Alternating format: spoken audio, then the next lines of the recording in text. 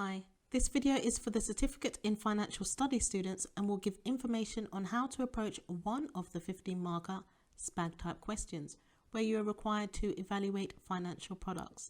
SPAG stands for Spelling, Punctuation and Grammar. The video will also show you a possible structure of a 15 marker. There is more than one way that the 15 mark SPAG question might be posed. I'll have another video on that too, but this one is based on evaluating financial products and maximizing marks on how to do this. If you're a diploma student, there'll be a separate video on 15 markers for you. The 15 marker SPAG is a case study question, which you'll find in the case study section in your Unit 1 and Unit 2 written exams. The case study is issued to centres 6 weeks before your written exam, and you'll also have a copy of it in the exam. However, it is important you've reviewed it ahead of time. There will be 2 case studies, but you'll only answer questions based on 1 case study.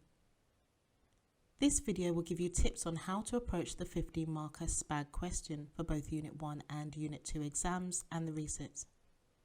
There is more than one way that you could be assessed with a 15 marker SPAG, but typically you are given a product table with a number of financial products and you are required to evaluate them and decide which one is most suitable for the individuals and their circumstances in the case study. We'll look at what is required for the 15 marker and show you an example of a conclusion towards the end of the video. The command word for this 15 marker SPAG question is evaluate. You're required to give a verdict as to what extent a statement or findings within a piece of research are true, or to what extent you agree with them. Come to a conclusion which sums up the main points being discussed, weighs up the advantages and disadvantages or benefits and drawbacks of what is being considered, and fully and logically justify how you have made your choice or decision. Let's break that down somewhat. Now, this video is giving you tips on how you could approach the 15 marker SPAG question if you're given a product table and you're asked to evaluate the suitability of 3 of the financial products, 2 or 3, but more so 3.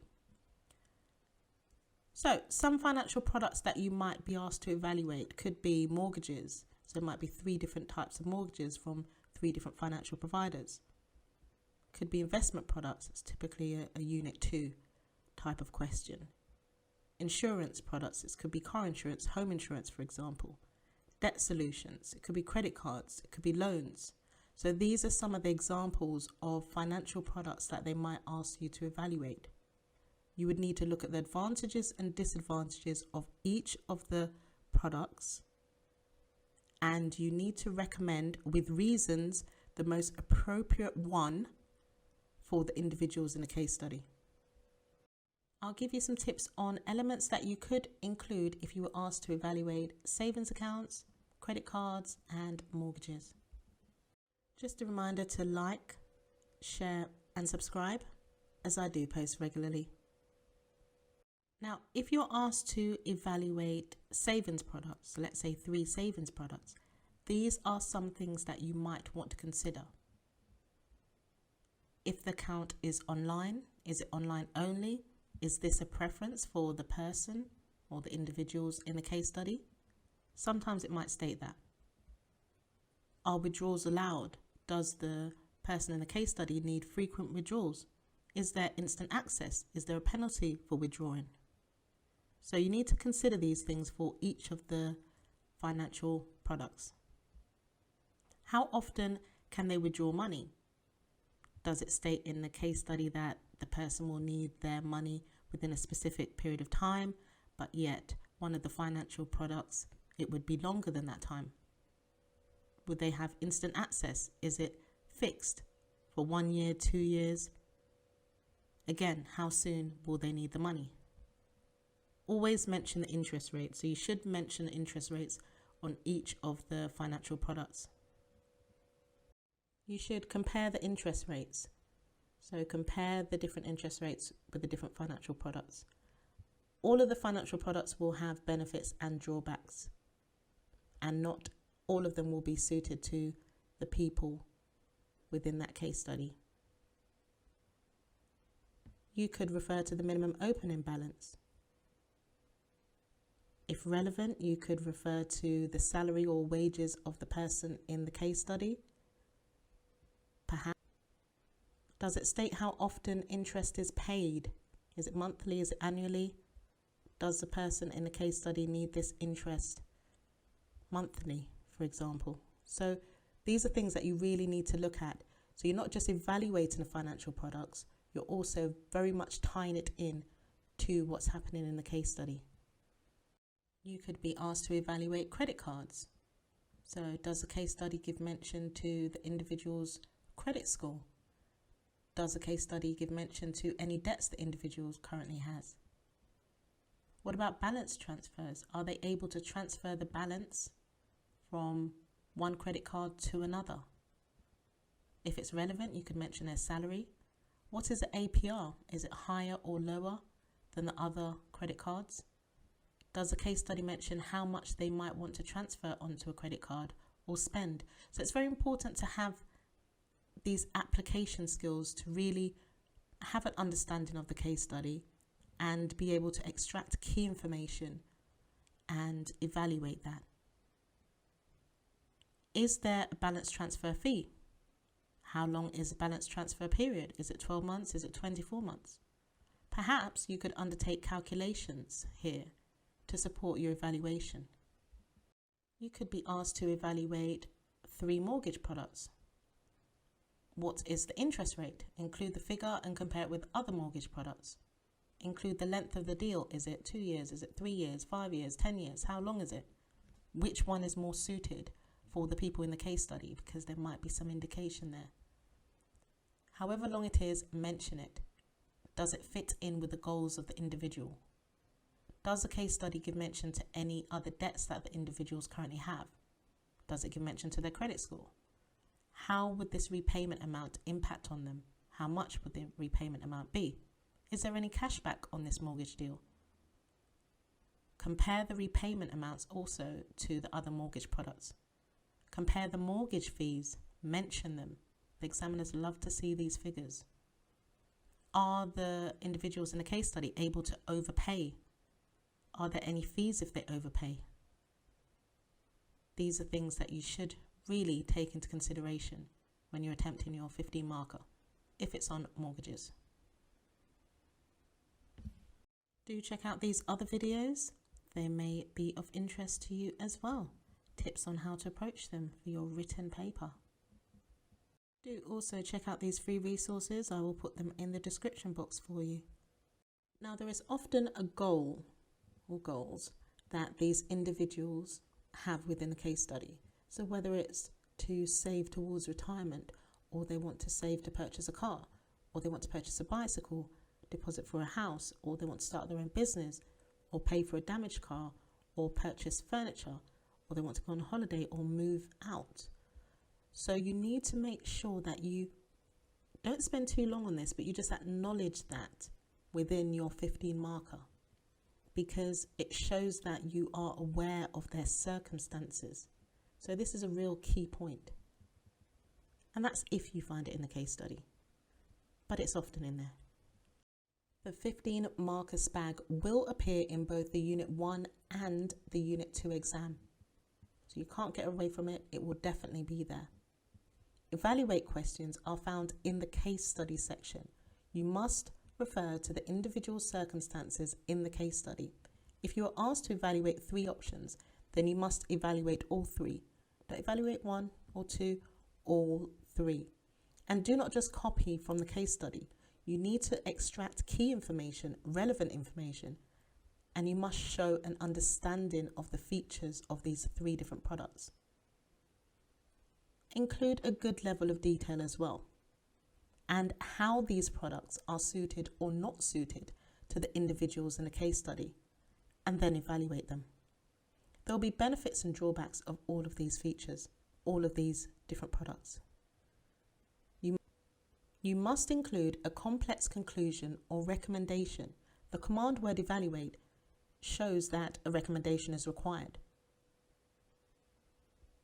Evaluate questions are 15-mark questions, and 5 marks are also, in addition, given for SPAG, which is spelling, punctuation and grammar. Now for the SPAG marks. These are marks that should relatively be straightforward to obtain. So it's an extra 5 marks potentially on top of the 15 marks. So when you're answering this question, you need to be particularly conscious of your spelling, punctuation and grammar. Examiners are considering the following: the range of specialist terms that you're using. Specialist terms does not always mean the use of complex language, but the vocabulary that you're using should be appropriate to this subject and to the question. So where required, you should do so with precision. Make reference to interest rates where it's necessary and inflation. Where necessary, use specialist terms. There should be accuracy of the spelling, punctuation and grammar with minor errors. So this is the question that they're really focusing on and homing in to look at your spelling, punctuation and grammar out of all of the questions in that written paper. So this is the one that you need to make sure that there are minor errors. And you're expected to use the rules of grammar consistently within the context of the demands of the question at the appropriate level. Before we go on to look at the possible structure of the 15-marker SPAG and an example of a conclusion, let's just have a look at an example of 3 different savings products.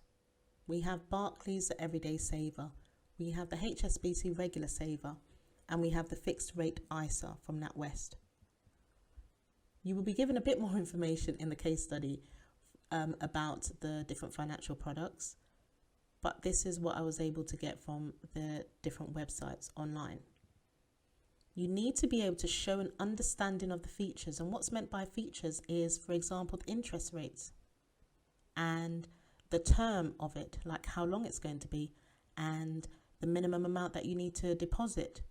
So you need to show an understanding of the features and then evaluate them and relate them to the circumstances in the case study.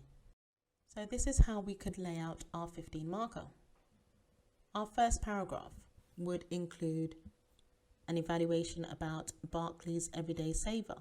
We would evaluate that, include figures, and obviously throughout our 15 marker we need to give mention to the case study. Second paragraph, HSBC Regular Saver, evaluate it, include figures.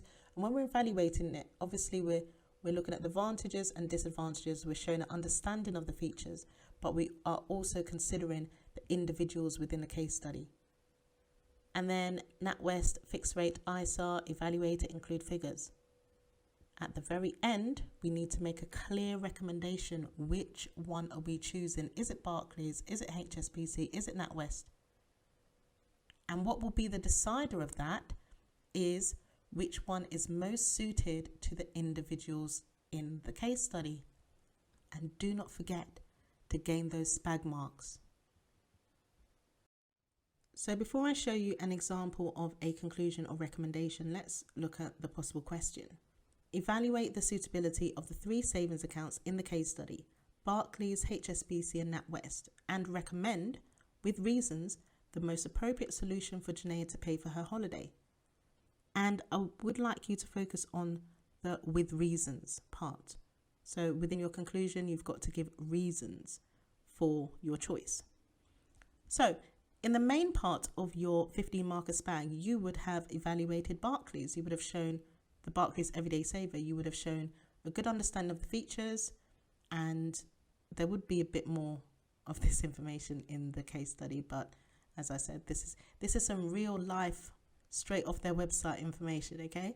But anyway, you would have evaluated Barclays Everyday Saver. You would have shown a great understanding and evaluated it and seen how it was applicable to Janaea. You would have done the same for HSBC in regards to the regular saver, NatWest with a fixed rate ISA. And now we've come to the conclusion. We mustn't leave this out because we will not get into the final grade boundary if we do not have a conclusion or recommendation. So let's take a look. Now you've evaluated the everyday saver, the regular saver and the fixed rate ISA. You need to get onto your conclusion. So within the first sentence, you make that decision, make that choice, which one you've chosen, which one is appropriate for Janaea in this instance. Overall, the HSBC's regular saver is the best option for Janaea. This is because it has the second highest interest rate of 1% and would enable Janaea to start to save the £100 per month she requires for her luxury holiday to Portugal next year. Although the savings account with the highest interest rate is with NatWest and is 2.1%, which would enable her to reach her savings goal a lot quicker, it would not be suitable for Janaea, as the minimum deposit is £1,000 and Janaea currently has £300 to start saving. In addition to this, the HSBC account is suitable for her as it is a fixed rate account, which means that Janaea's savings will be locked away for 12 months, which means Janaea won't be able to spend any money saved for her holiday, which is beneficial as this was a concern for her. However, the interest rate on this account and savings accounts overall is low in comparison to the current rate of inflation. Therefore, Janaea would probably need to consider saving a little more each month in order to purchase other items she may require beforehand for her holiday. Thank you for watching. The next two videos on this screen are what YouTube thinks you should watch next.